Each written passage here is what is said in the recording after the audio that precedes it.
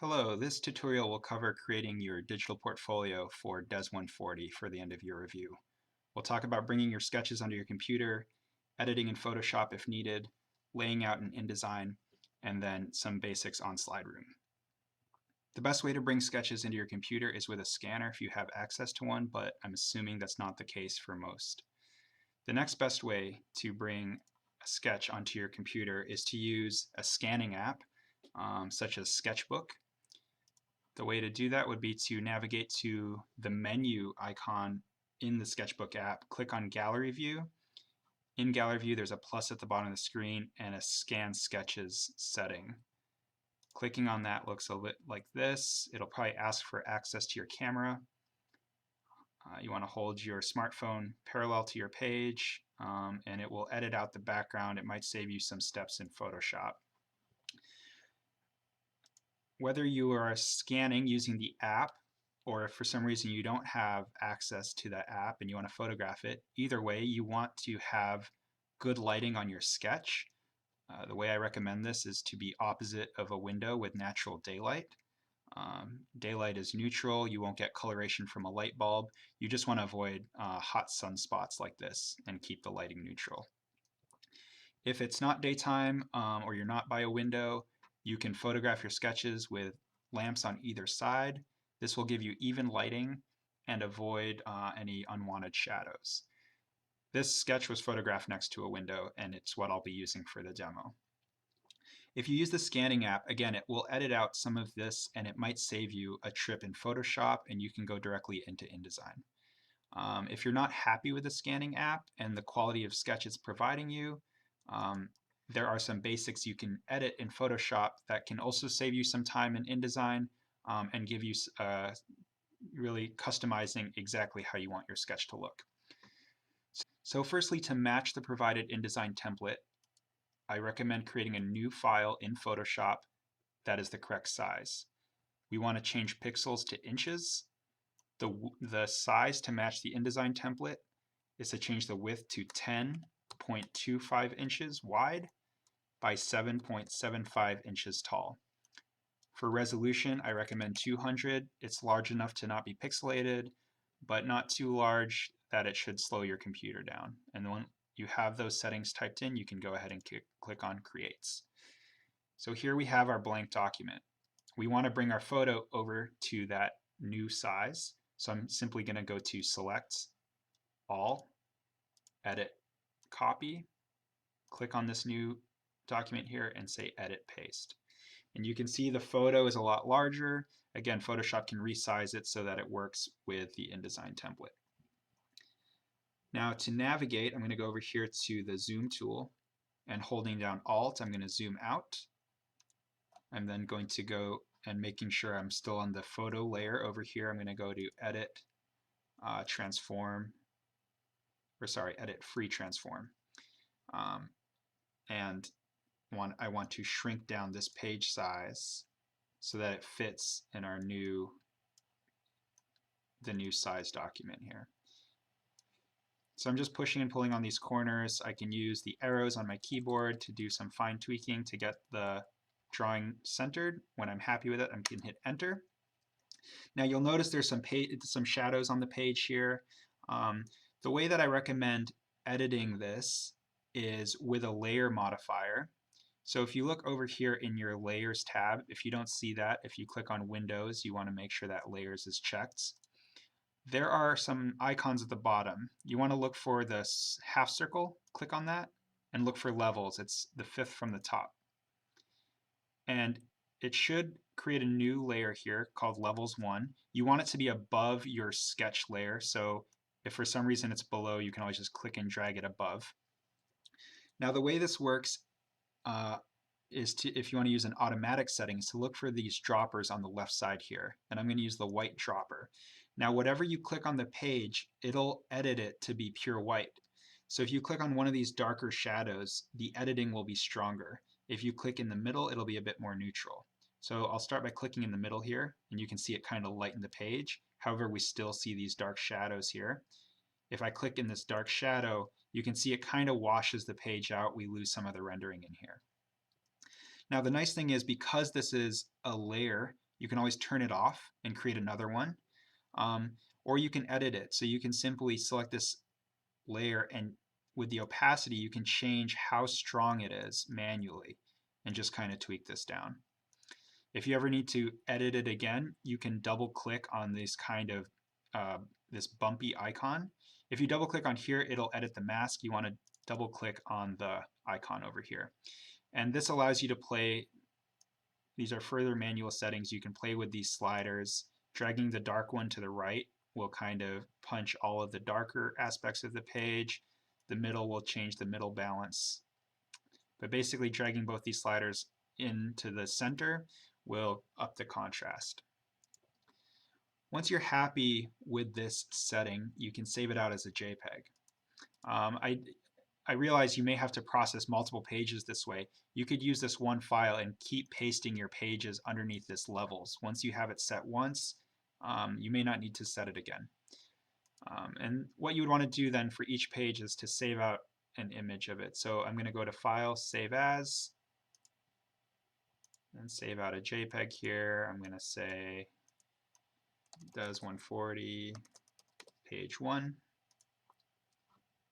And you want to leave your quality setting at 12. Again, that's an optional step. It would require processing each of your sketches, but it really is the way to get the best looking sketch. I'm going to open the DES140 template now. The goal of the template is to provide a bit of consistency, with the most important thing just being this title page. There are some edits to this. Firstly, entering in your name. You can do that by double clicking here. Typing in your name. The other two things to edit is entering in your instructor's last name and then double checking down here whether you were in the spring section or the fall section and editing that. The next thing to edit would be the title block. So again, your first name and last name here. You can do that by going to the Pages tab. Again, if you don't see it, Window and Pages, it should be there. At the top, there is a master setting. If you're not familiar with InDesign, these master pages, it's settings that apply to all of the content pages. So I'm going to double click on See Master. Now, depending on your default settings, you may see something a little bit different than what I see.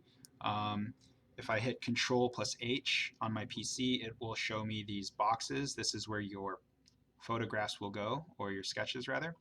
And down here you can see the title block. So again, on the C master, I'm going to double click in here, highlight the name, and change it to your name. And what we can see is now if we double click on any of these pages, you can see that that name has now been updated across the layouts. If you followed the Photoshop step and edited the size of your photos imported to your computer, you can simply drop them in. This is the box that is 10¼ inches wide by 7¾ inches tall. In order to place an image here, you have to hold down Shift and Control on a PC and click it, or Shift and Command on a Mac, and I believe that this should unlock it for you. And now, once you have this box selected, you can go to File, Place, and navigate to the page you created and click Open. And you can see because we created the custom size, it now aligns with this InDesign template. Now let's imagine that you did not go through that Photoshop step and you have a different sized page, or maybe you're using it directly from the scanning app and you want to bring in those scans. In order to place the image, it would be the same step. So I'm going to hold down Shift and Control on my PC and click in this box. And I'm going to go to File and Place. And now I'm going to select this page, which is larger. You can see that it crops the page down here. So it gets in really close to the sketch. And what it's doing is it's filling this box with the full size of the image. Like you may even only see a small part of your image. Now, the way that I would manage this is I would go to the zoom tool. Again, I'd hold down Alt and zoom out. Now going back to the selection tool, I would double click on the image and you should see a brown box appear. And this is actually the true size of the image. So one thing you can do then to resize this different sizes, hold down Shift and drag on the corners of this brown box and get it to fit within this template. You can also use the arrows on your keyboard to fine tune it. Now the good news is if you do this once and you copy this page, and provided everything you're placing is roughly the same size, or let's say it was used with the scanner app and they're all the same page size, once you place one image and adjust it once, as long as you copy this page, it should remember all of those adjustments. So the way you copy this is you hold down Alt and just drag it to the side under the Pages tab here.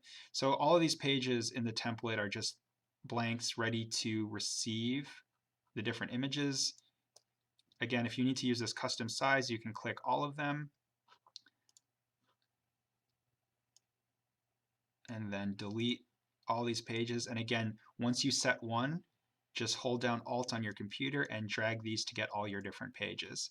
And now any new image you put in here, if you double click on here and follow the process again of going to File and Place, navigating to that same sized image, it will place it exactly in the same layout. And that way you only have to adjust it once. So again, that's if you didn't go through the step in Photoshop to match this template size and you have a uniquely sized page. The order to follow for the layout, I would recommend something similar to this. Replace this title page with that main template title page, but as far as the rest of these pages go, just try and follow this order. So you're going to start with your design statement. You might have some goals. It might be the how might we statement. This may be more than one page, but I would put this towards the beginning. You will then have some inspiration pages. Again, some of you may have multiple. Just have them one after the other. Next up, you will follow it with the existing study. I recommend starting with the orthographic view, followed by the 3D views, ending with the exploded view. Again, as far as the nuance of these particular orders, it's not as important. This is just what's recommended for consistency. When you get to the new designs, I would start with your thumbnail or exploration page. Again, there may be multiple here. This kind of goals exploration page, again, I would recommend putting this towards the front and maybe laid out not like a sketch, but maybe a little bit cleaner. And then, of course, after that, followed by your 10 redesigns. And finally, you can end with your final design. Again, showed in the laid out order here, starting with the orthographic and then finally the 3D views. Only include Project 4 in your DES140 portfolio. Do not include pages from Projects 1 through 3. Make sure you save along the way. And once you're done with your layout, you can go to File, Export to export your presentation as a PDF. I would title your presentation as DES140, followed by your last name, and simply click on Save. You will be presented with this dialog box. Now the goal is to keep this below 20 megabytes, and the way you can adjust that is by going to Compression, and at the top here you can play with some settings. So for compatibility, it doesn't have to be compatible with Acrobat, that's that old. Here for pixels per inch, again, if it's just being viewed on a screen, if it's not being printed, you can change these all to be 150. I do find that image quality set to maximum is more important than the pixels per inch. If you're worried about it being pixelated, you can up this number to 200. I mean, you could even maybe start at like 250 and see what the resulting size is. But when in doubt, export it and it's mainly changing for the color images and grayscale images. It's not as important for monochrome, but if you just want to be safe, you can also do that too. And then simply click on export. And now here we can see the file that we created. The file size is under 400 kilobytes, but of course I don't have all the pages in here. You can see the quality came out all right if we zoom in. And again, if you're unhappy with your quality, just up those pixel per inch numbers. Anything 200 above should be good, and make sure your image quality is set to maximum. And I think you should be good under that 20 megabyte size requirements. All right, last but not least, a bit of slide room here. I believe you should get a link to slide room. It may ask you to sign up, where you can create enter in your email address and your password. When you log in, you'll probably see something like this. I'm assuming under your directory, it may have the different classes listed. I don't know what the student view will be. Slide room is pretty straightforward. I have some screen captures here. So, you may see under program name a list of what you need to submit. In the submission screen, it'll probably look something like this. I don't think you're going to need references. It may just be a portfolio. And I think it's pretty straightforward. There should be a link that says, click to upload a PDF. You simply navigate to your PDF you created and click submit. And I believe it's just that simple. And there may be other resources from Kevin or other teachers on SlideRoom, but if it's confusing, definitely feel free to email me. All right, there you have it. I hope that helps you lay out your presentation. If you have any questions, feel free to send me an email. Have a good day.